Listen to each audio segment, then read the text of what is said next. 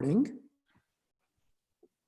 And welcome everybody to Boot Coffee Campus and our now bi-weekly webinars, although we did take about a month off because we've really been, sort of committed to maybe listening more and talking less, especially right now with all that's happening in our country with Black Lives Matter and the need to elevate Black voices in our country. So we've really been doing a lot of reflection and listening and trying to amplify some of those voices, which is why we've taken some weeks off. So I appreciate everybody for hanging in there while we've come back now. And we are back on track for every other week.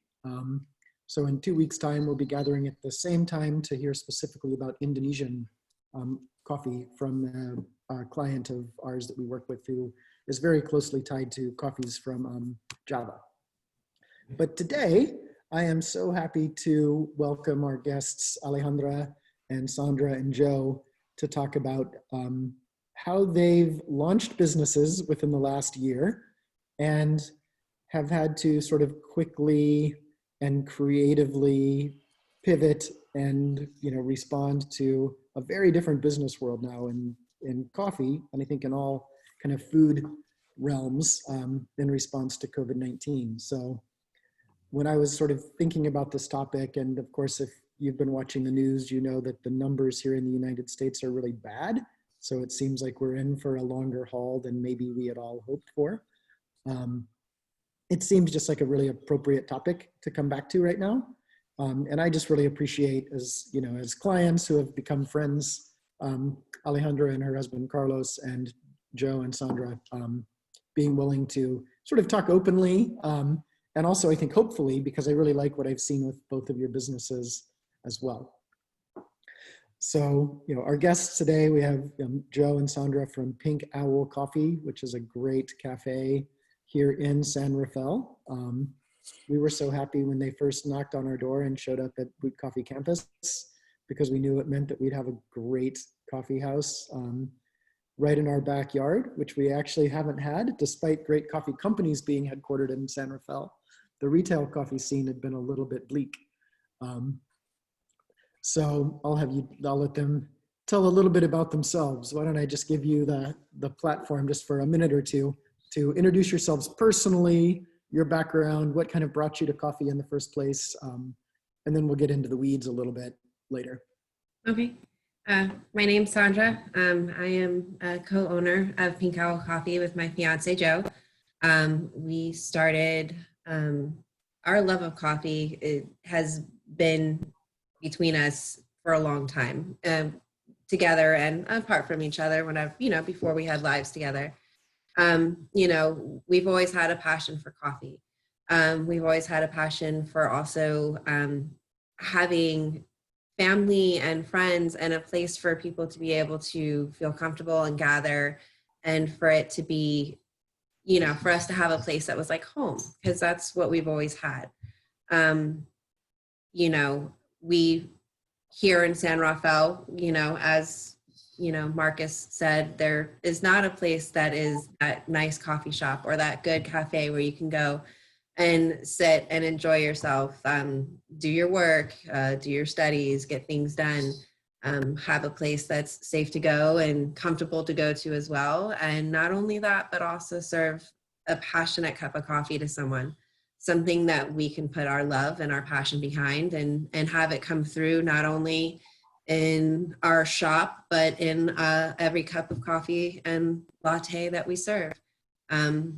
We take a lot of pride in what we do. We love our shop. We love our customers. We love our community. And, from the start, this has been an amazing journey. With its ups and its downs, it's still amazing nonetheless. And I'll let Joe take over. Oh, that's great. And yeah, I'm excited to hear more about how you've managed that in this new age, because I've been, of course, and have followed you all closely, and I think you're succeeding in that, even though it's challenging with masks and curbside pickup and things. A lot of changes, rapid changes. So Yeah. go ahead. So yeah, I'm Joe. I've had a passion for coffee ever since I was very young, probably 18 years old, and I've always wanted a cafe. Where we're from in Tampa, there's a really nice cafe that, inspired me. And, I've always wanted, like Sandra said, a place where, friends, family can come to have a great cup of coffee, a good place to work, good place to hang out. And we created this vision, and timing was perfect. And we both kind of took a step back from our other industries. We invested in this, and we love what we do, and we're learning every day. We've both been in the restaurant business for a long time, so we have background in some of the areas of running a cafe per se. And we just love everything that we do. That's pretty much it with me, though. Yeah. Yeah. Great. And you both are kind of serial entrepreneurs as well, if I'm not mistaken, Yes. right? Yeah. And We have a tendency to love to work for ourselves and not necessarily work for others. We work for our customers. That's what we work for. Best. it also means you're probably unmanageable, right? So Right. Right? I In say some that with senses, all the yes. love, as someone who I think kind of falls into that title myself. Yes. Great. And Alejandra, why don't you just talk a little bit about your background, and and I do have some individual slides for each of your companies coming up as well. So, but yeah, just a little bit about what brought you to this place. And Okay, hi, good morning, everybody. My name is Alejandra Anzueto. I'm originally from Guatemala. I moved to the Bay Area 15 years ago. Met my husband, and never in a million years would I have thought that I would move to the US. Growing up, I love my country. I love my family. We're a very tight-knit family, and I'm an only child. So never in a million years would I have thought that I was going to move out of the family setting. But here I am, love the Bay Area, love the people. And we have established and made a home for ourselves here. So, like I said, I'm from Guatemala, so I grew up with coffee. I come from a line of several generations of coffee producers, and as long as I can remember, I was around coffee. The smell, the aroma, the everything reminds me of home. And so since we moved here, we would bring our coffee from Guatemala, and we would invite friends over and have them taste our coffee. And so that kind of spiked the passion in us and the ideas to, first of all, have a connection with our beloved country, and also bring a face to the other side of the business here in the States. So we were approached by some of my family members to see if we could have that next link. So not only would be producers and growers, but exporters and now importers. And that's where the idea of 502 Imports came about. So that's basically it. yeah, no, that's great. Thank you. And here's the family. I pulled this photo off of your Instagram, Alejandra, because we had such a nice time with you all at the San Francisco Coffee Festival, and I just love that this encapsulates your whole family. Of course, your little one isn't out yet in this picture, but she's still there. And so yeah, I think just to kind of start the conversation, Alejandra, I'd like to just ask you a little bit about what your original kind of vision and plan for the company was. And then we can talk a little bit about maybe how that's, of course, changing and evolving. And, as I mentioned when we first started the call, some of you who joined may not have heard, but I'm drinking some of your coffee right now as a roasted, ready to sell product. So the world is changing. Yeah. Yeah, so initially the vision that we had was just put one more link into the chain of being a conglomerate of farms back home that would, and we would be the face of the hard work of our family back home. And so it was just to import the green coffee and offer it to roasters in the area. We know this area has a great passion for great coffee, and there's so many great cafes and great culture of coffee in the area. So we thought that was a perfect market to come in. So initially, the business was to evolve into an importer of green coffee and bring it to the roasters in the area. Never in a million years would we have thought that we were gonna be trying to sell our green coffee in a global pandemic and Right. be kind of business in the best of times, right? One yeah, that's based on yeah. multiple So relationships with coffee buyers and coffee roasting companies, and yeah, it's hard to get out and make those connections right now. correct, and that was one of the things that we loved about the coffee culture was that it's a people business. I mean, it's all about the coffee and the profile of the cup, and but for us, it was a lot of people and connections, and it was very hard to make those connections. Being new kids on the block and trying to connect with people and show them our product and in the state of things. Plus, we are sheltering with my parents who are in a bracket of high risk for the virus. And as I was mentioning to Sandra and Joe, we have a little one that joined our family a little earlier than expected. And so then on top of that, we have a preemie baby. And so the risk of going out, it's bigger for us. And so that was the idea was, okay, what do we do? There's such we already have a coffee here in the area. How can we, like you put it so brilliantly, pivot and bring it to the people? And so that's how we partner with Marcus, and we look for his guidance into how we can do this, and so now we're roasting the coffee ourselves. Well, Marcus is roasting it for us, and we want to bring it to the customer. So we basically put in one more link to the chain. We thought we were not gonna be doing, but Yeah, but I think and I think that's been a really smart move that you've made, and it'll be interesting to hear from Joe and Sandra a little bit about what they're seeing with the consumer side of coffee. But right, I think the dream of so many coffee producers is to sell a roasted product, because it does represent almost the highest kind of value added step that you can make, right?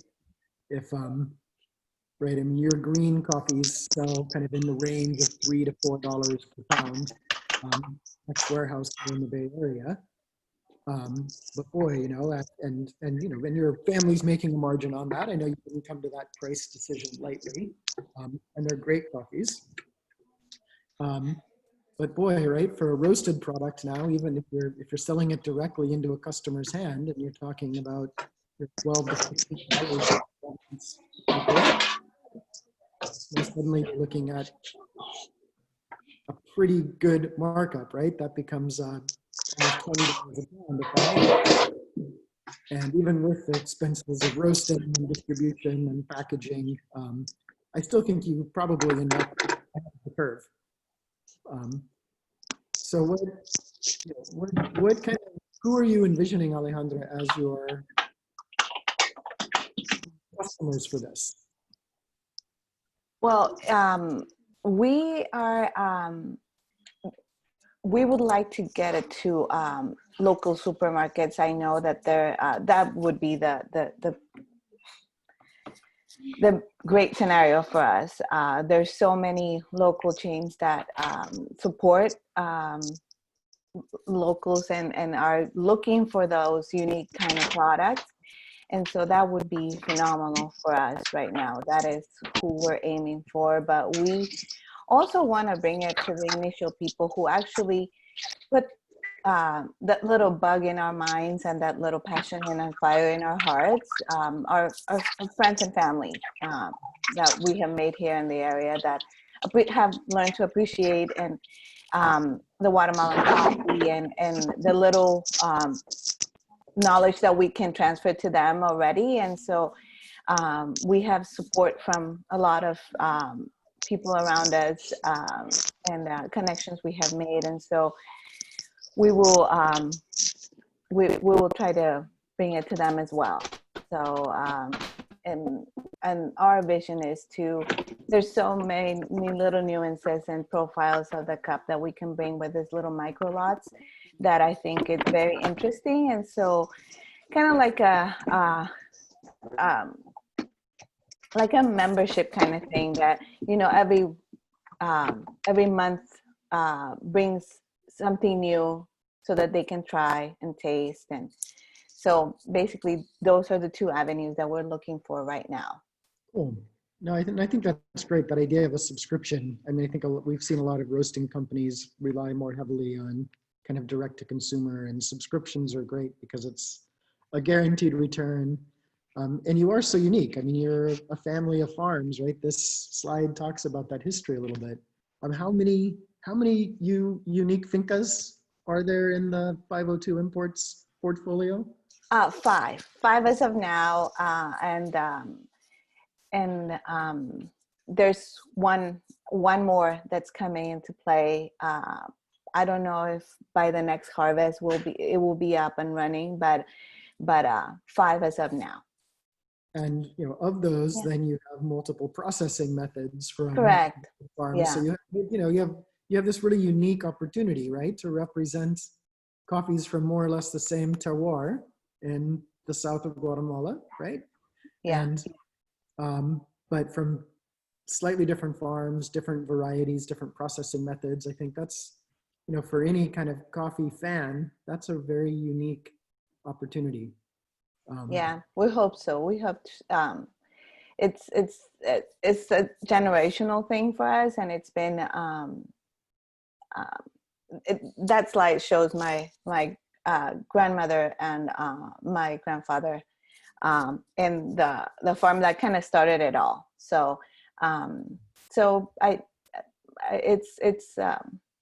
it's an interesting scenario that we have going on with my family. And so we were very, very honored and glad to be approached by the rest of the family to be this face as the importers. Yeah, so we'll work very hard to see if we can bring it together. That's great. And now the roaster as well. So that's really exciting. And of course, Yeah. I'm, you know, as we're sitting here and I'm looking at Sandra and Joe and keying up the next slide, I'm thinking like, you know, I didn't intend for this to be a matchmaker, but here's somebody who has a cafe and is interested in perhaps finding some unique coffees as well. So maybe I'll keep a pound or something back from Carlos when he comes to pick up the coffee we roasted today. Of course, yeah. And Sandra. Yeah, definitely. Because I do think that is one of the challenges of the model, right? Is with green coffee, you're looking at selling much higher volumes when one buyer would come in and take that entire 5, 10, 20, 30 bag lot. Correct. Whereas as we, with roasted coffee, especially if you're going directly to the consumer, we're looking more like at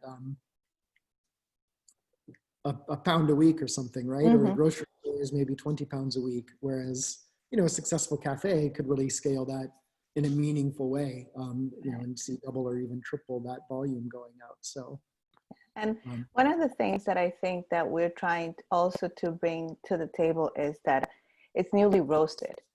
You know, if you go to a supermarket, the chances of, finding a newly roasted coffee and the difference between one that has been roasted, a week before or so versus something that's been roasted a month before, it's, so huge. And until you actually taste it and see it for yourself, you can actually appreciate what's going on. So Yeah. that is something that we would want to bring as well, to the table. And plus, the roasting is an art, and it's wonderful that we have an artist with us that can bring those flavors out. Well, thank you. Well, let's turn it over to Joe and Sandra. Here's a nice photo of them pre-mask time. Yes. Offer, a good time. But yes, it was definitely pre-mask time. So. Yes. I think that was actually before we opened our doors. No, we have our coffee cup. Oh yeah, I guess we do. Yeah. Okay, but yeah. but yeah, so you told us a little bit about your path that kind of brought you to coffee, but I'd love to hear, and I'm sure our listeners would too, a little bit about, because you all hit the ground running like as a success from almost day one. You really did a lot of work kind of laying that groundwork. Yeah. So, and you were open for what, 3 weeks or something before shelter in month place? and a half. What's that? It was a good month and a half before everything shut down. Yeah. So, I guess, I'm sort of curious to hear what pieces you put in place that kind of led to that, at least from an outside perspective looking in, a fairly successful and vibrant cafe for 6 weeks. And then, of course, how things changed probably pretty quickly, but how that foundation maybe helped you to weather what we're facing right now. And of course, as the topic is pivoting, what that means. So how about the kind of the groundwork? And So Well, when we started, we did just about everything ourselves. We slept a couple hours a night. We worked over 100 hours a week. We wanted things done a very certain way, more of the direction of what Marcus has taught us on what we wanted in our cafe. So we really took our time and built different protocols and systems to make all that stuff happen. Yeah. I think the biggest asset that we've had as far as any type of advertisement, we really haven't advertised outside of good word of mouth around the community. The community was just waiting for us to open, like vultures waiting for, something good to come up, but it was good. It was great. As we were building out, the community came through, always asking us when we were going to open, when things were going to get started. But the biggest asset that we've had has been Instagram. As much as I'm not the biggest social media savvy person, Instagram has actually kept our following strong.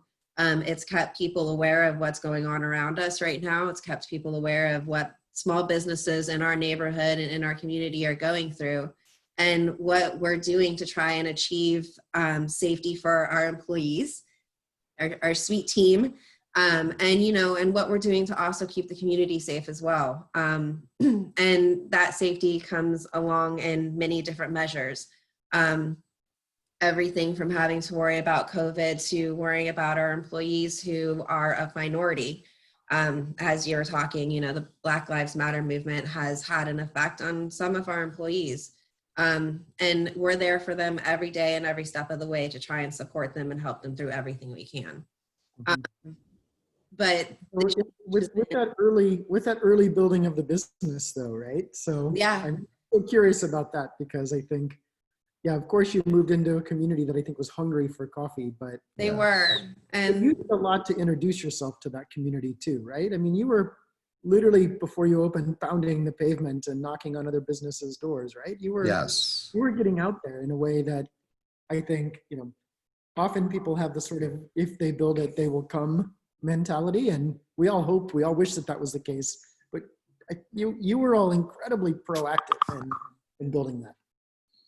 we were. I mean, we wanted to build something that was unique, something that wasn't in this neighborhood. And know, we really, like, for the first 2 months, we were there every single Every day. day. We were talking to every single customer. We were getting all their needs and wants. We were rebranding ourselves constantly.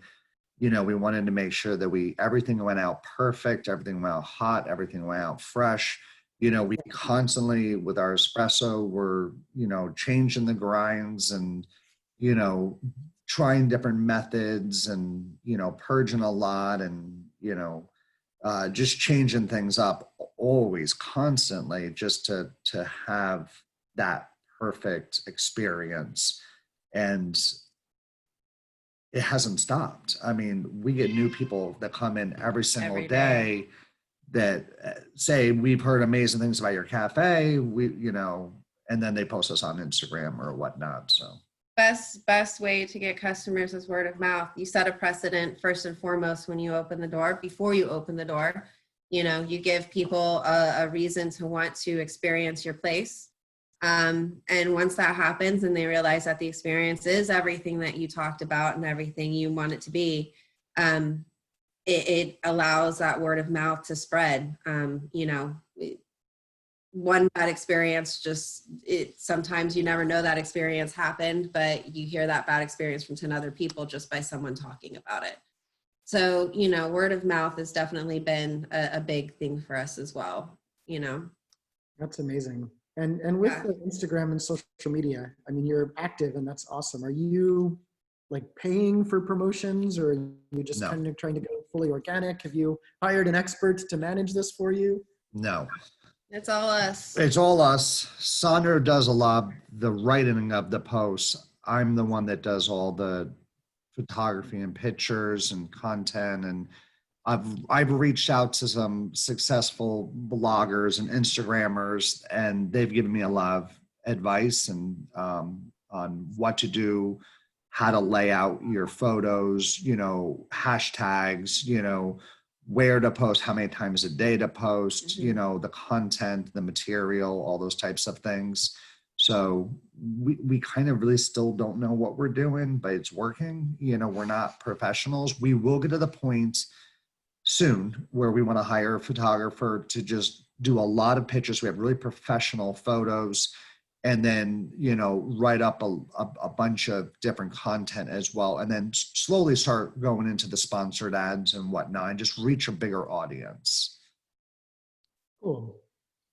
That's amazing. And yeah, so that kind of sets the stage. So when you all opened and, you know, nobody knew that a pandemic was around the corner, what was that like? You know, and I think some of the nuts and bolts are interesting too, right? Like, what did your volumes look like? And we don't have to, like, you know, firm numbers, but I think, Yeah.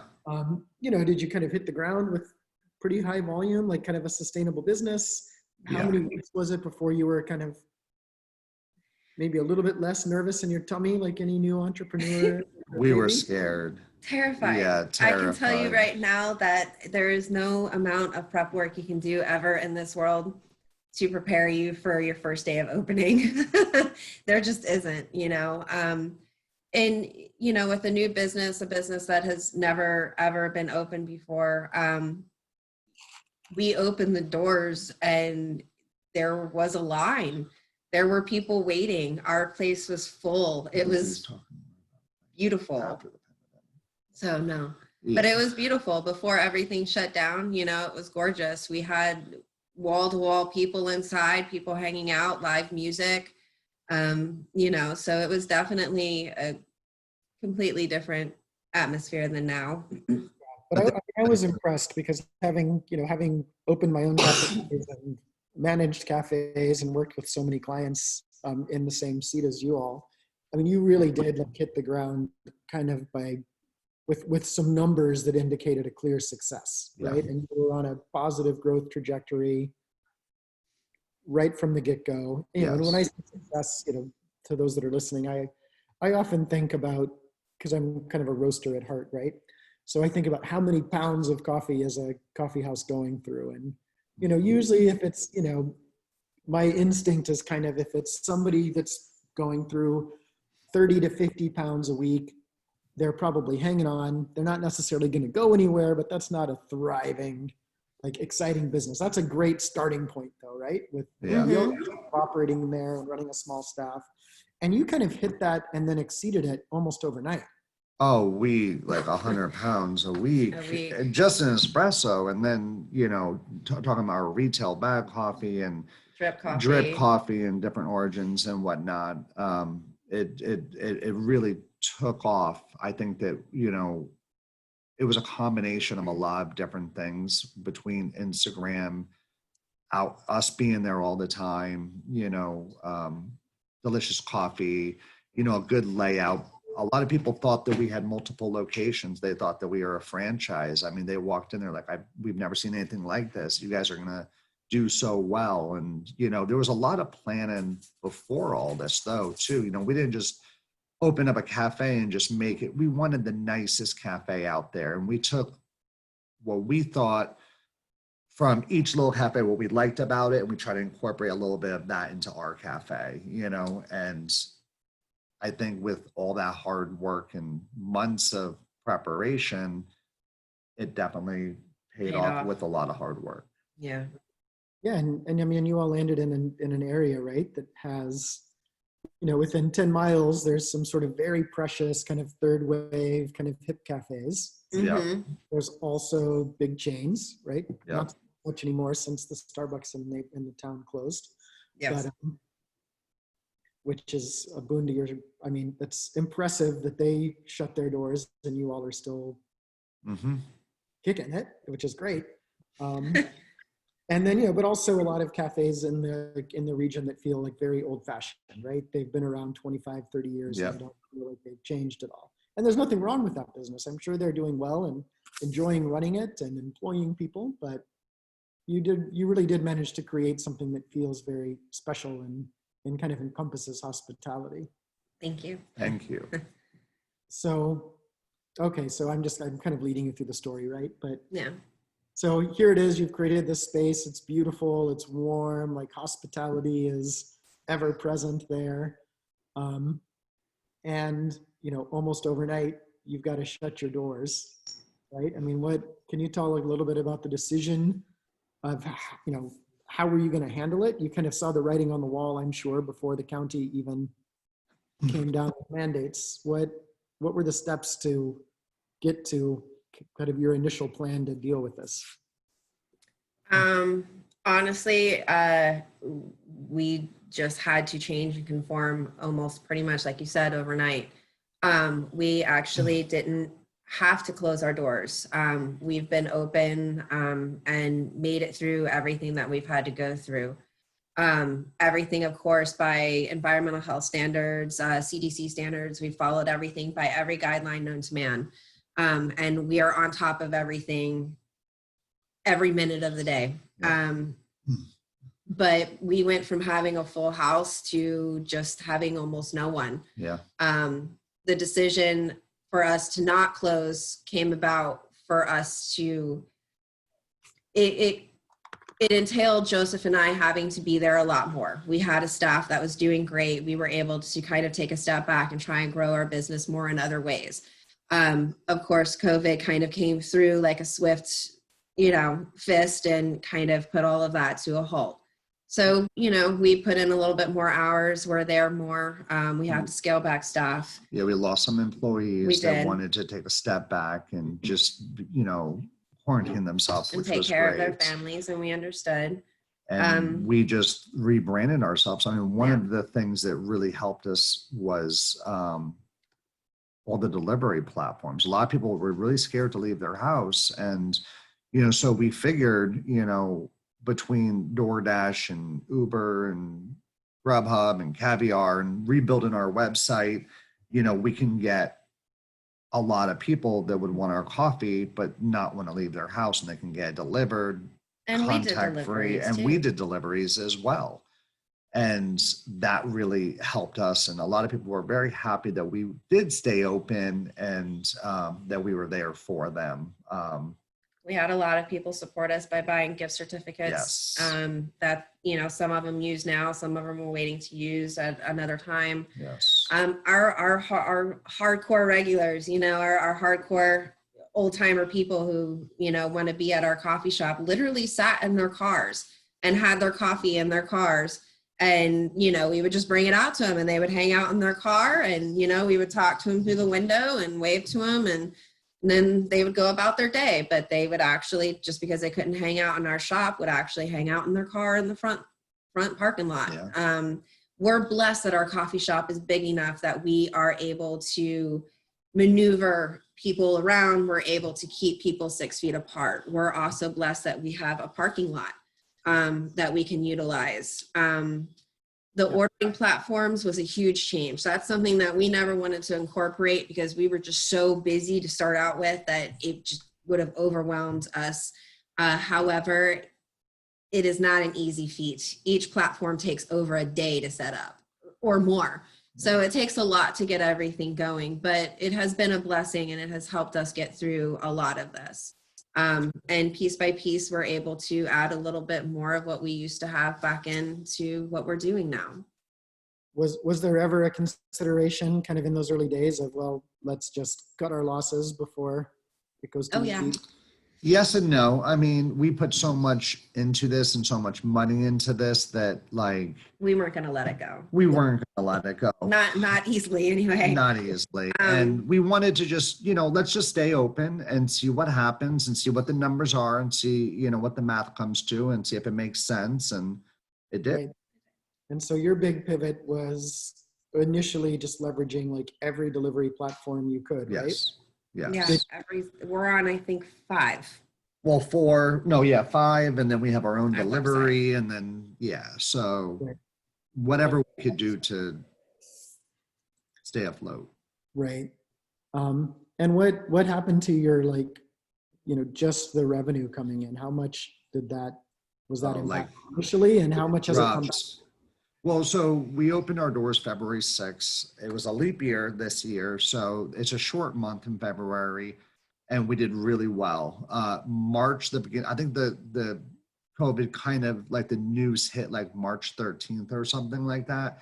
So the first 2 weeks of March were phenomenal. The second that hit, we took a bad dive. So we had a good February, we had a bad March, we had a really bad April. May went up a little bit, but now June was a record month and so far July's a record month. So we've slowly have increased up. Yeah. And I mean, what are the delivery services? I mean, what portion of your business do you think is going through the delivery services versus just 20 to 25%. Yeah. Wow.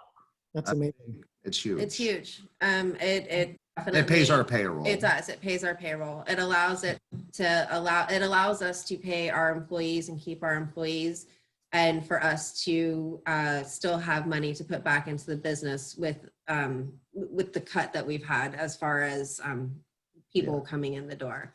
Okay. But yeah, it's been rough. And all the delivery platforms have been really great. They cut their fees. Yes. So it's that was my next question was, what has this done to your margins? Yeah, so they're usually right around 30%, and some of them went to 5% for a promotional thing, but they're all right around 10 to 15% right now, which is not bad. No. You think if you were to hire a driver, you were to, do all the marketing, do everything, you'd pay a lot more than that. So, and the nice thing is the marketing platform, right? Because I'm sure that they have people finding you through their own platforms. Yeah, and you can increase your prices whatever you want, and which we don't.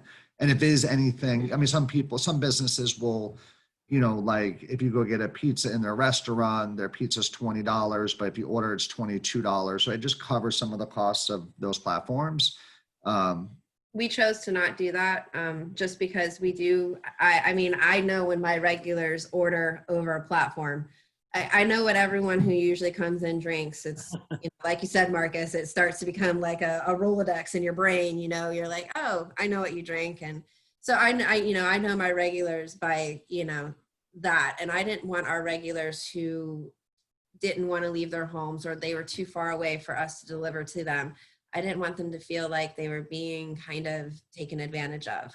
And the nice thing is too, is the delivering platforms have waived delivery fees for customers. So it makes it a little bit more accessible, and, you know, it makes people more willing to order online and not be charged an arm and a leg for everything outside of just being there. So. Cool. And that kind of leads me to a question too, I guess, it's a two-part question. Has the kind of typical mix of orders changed? Are people ordering different things? There are ordering largers, like so usually in-house people won't order our 20-ounce drinks, but now that they're ordering things delivered to their home, the 20-ounce drinks are flying out like crazy. I think it may just be that people, rather than having to have their morning coffee and afternoon coffee, they're kind of probably getting the double, or, you know, the larger orders so they can split it in half and they can still have their 2 coffees a day. Which is a big regular for most people. Most people do have their morning and afternoon ritual, and we do see that come through. Yeah. Yeah, I've seen with some friends cafes that they've been doing like very large drinks to go, like the small milk cartons, the plastic milk cartons, and doing Yes. like lattes just like ready to roll, right? Yeah. And people buy that, put it in their fridge, and maybe have their coffee for a couple of days. So I've liked watching how innovative retailers are getting. And then I guess my second part to this question is, have you seen an uptick in whole bean sales? Like, do you think that more folks are just making their coffee? Definitely. Definitely. We do have a lot of people who come in and they'll buy 3 or 4 bags of beans at a time. And it's just because, you know, depending on how much coffee you drink in your day, you know, it's what they use to sustain themselves and their family through the week, you know, and we see those people come in on a regular to purchase their beans for sure. That's great. It's like a taste of eating towel, even if they're not leaving their house, right? Yeah, exactly. And people are exploring the quality of how they can brew their own coffee, which is kind of fun.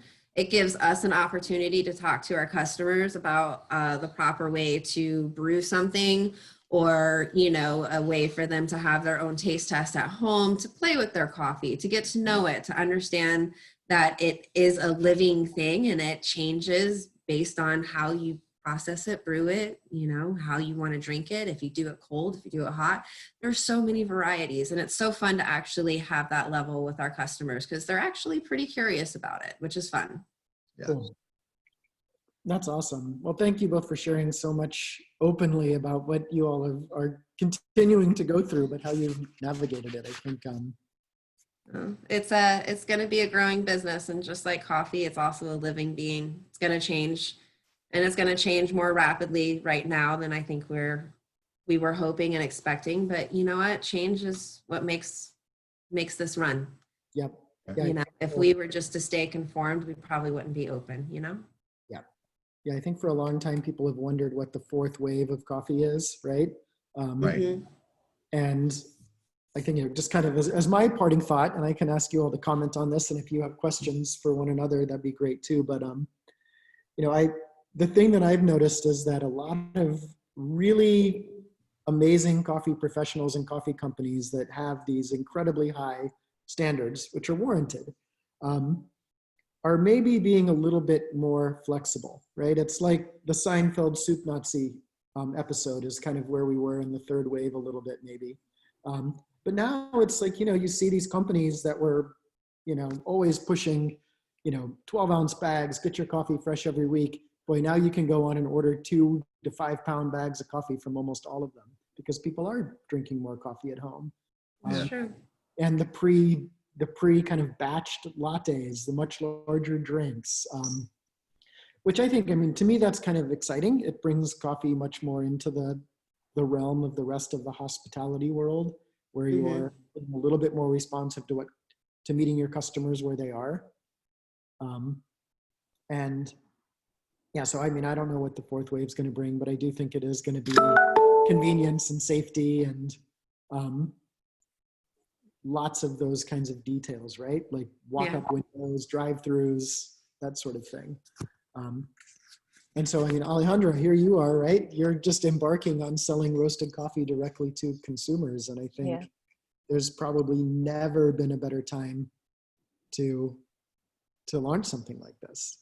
Well, just listening to Sandra and Joe, it's been godsend because it's been hard. You know, you set up on a dream and you set up um, uh, on a quest to actually bring, and for us, it's so personal.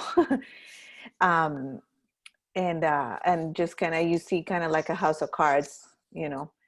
But just listening to you guys talk about how you're managing your business and all the different things that you've seen come into play, it gives hopes for us who are in the, you know, trying to get in to the business, and we still can connect with people even if all this is happening, and so that is very hopeful to hear. That's great. Yeah.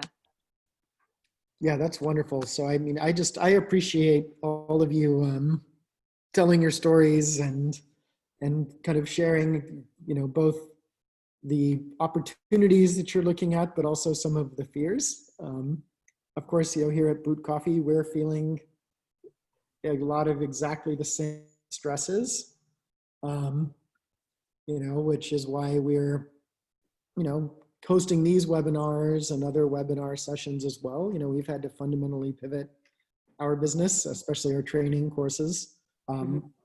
But again, I mean, it's scary, and we're still sort of navigating what that looks like and how to make it successful. But I think, you know, for us, also the silver lining is being able to reach a lot more people and being able to make training and education and kind of that professional development more accessible.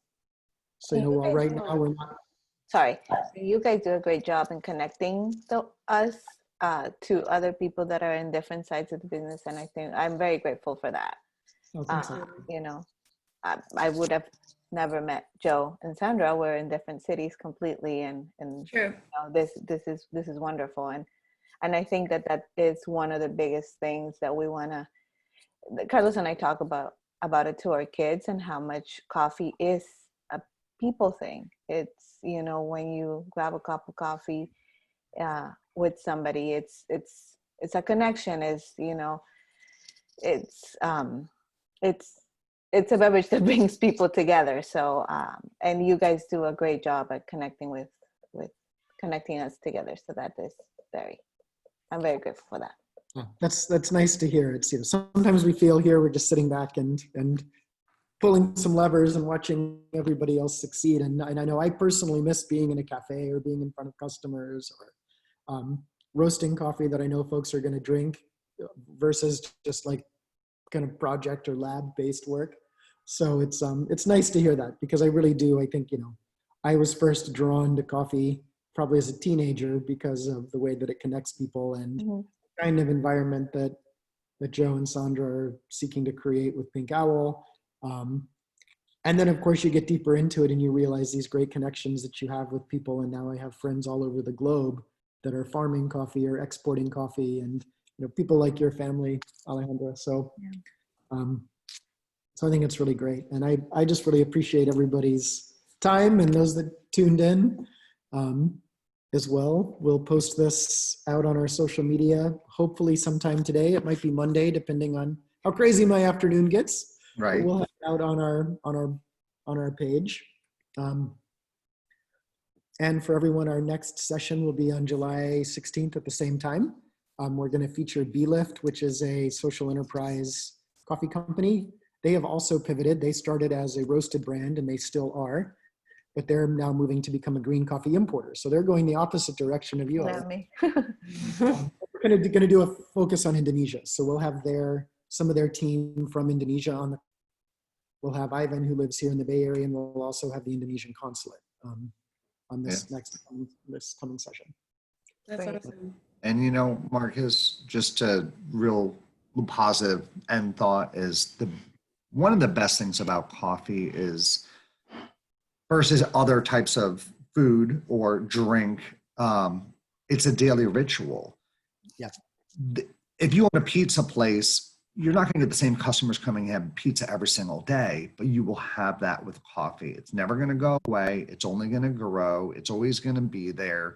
it's always just going to get better. And you won't have that with other types of businesses. It's the one type of business that, number one, it's a super fun business, very, very tiny stress or drama. It's super fun, and it's something that people will religiously go every single day or every other day and go get coffee. 3 times a day. 3 times a day sometimes. Yeah. Yes. Yeah, no, that's great. And I think, I mean, that's a great parting, I think, bit of advice, you know, for like Alejandro, who's opening and starting their roasted business and the subscription that you're talking about, right? Make it very easy for people to become habituated to your product and to Exactly. or every day or Yeah. whatever the model is. So You'd be surprised how strongly passionate people are about their coffee and where Yeah. it comes from. Yes. And, you know, it's definitely a way to join the world, not just your community, but you join the people from all over the world. And Especially in times like this. I think is. that, you know, you take that sip of coffee and then you remember where you were before. Exactly. Yeah. Yeah. And, you know, maybe it gives you a reason to, you know, research where coffee comes from, you know, the struggles from, you know, from farm to cup. It's, you know, it's definitely a big thing. So, Correct. yeah, you know, it's a beautiful world and I'm happy to be a part of it. Definitely. perfect. Same Well, here. I'm glad you all are a part of it and everybody who tuned in as well. So Thank you. Thank you, Marcus, for everything. Thank you, Marcus. of course, Thank thank you you. all so much, and we'll talk to you soon. Have a great day and happy 4th of July to everybody. Happy Yeah. 4th of Happy July. 4th of July. Take Perfect. care. Bye. Bye. All right. Bye-bye.